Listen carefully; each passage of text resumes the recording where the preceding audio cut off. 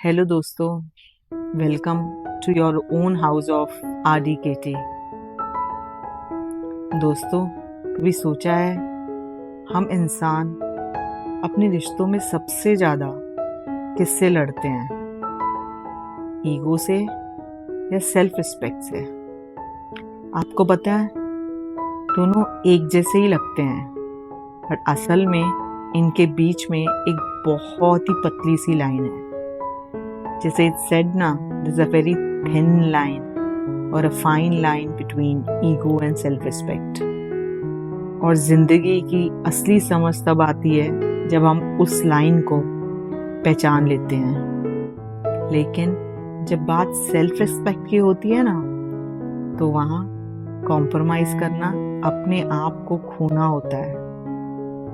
क्योंकि self respect वो foundation है जो इंसान को जिंदा दिल रखती है, जहाँ अपनी इज्जत के लिए खड़ा होना बहुत जरूरी होता है, वहाँ चुप रहना अपने आप को तोड़ देना होता है। रिश्तों में कब झुकना है और कब खड़े रहना है, ये समझ ही जिंदगी की सबसे बड़ी विजडम है।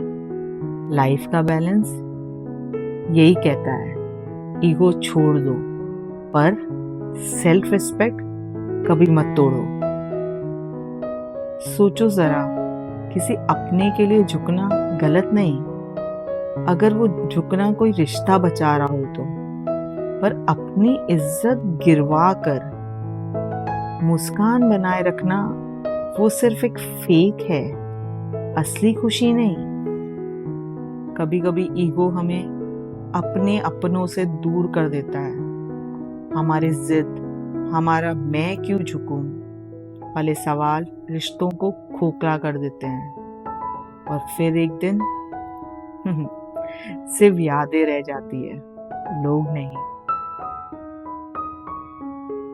ईगो का मतलब क्या है?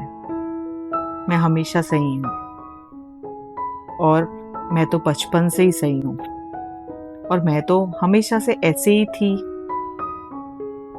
और सेल्फ रिस्पेक्ट का मतलब है, मैं गलत हूँ तो मैं मान लूंगी, पर अपनी इज्जत पे समझौता नहीं करूंगा या करूंगी। और याद रखो, झुकना हमेशा कमजोरी नहीं होती, कभी कभी झुकना ही सबसे बड़ी ताकत होती है। और खड़े रहना तभी सच होता है जब वो आपके अपने एग्जिस्टेंस और आपके खुद के सेल्फ रिस्पेक्ट के लिए हो। तो दोस्तों, अगले बार जब जिंदगी आपको ये सवाल दे, झुकना है या खड़े रहना है, तो बस एक पल रुककर सोचना, क्या ये ईगो है या सेल्फ रिस्पेक्ट?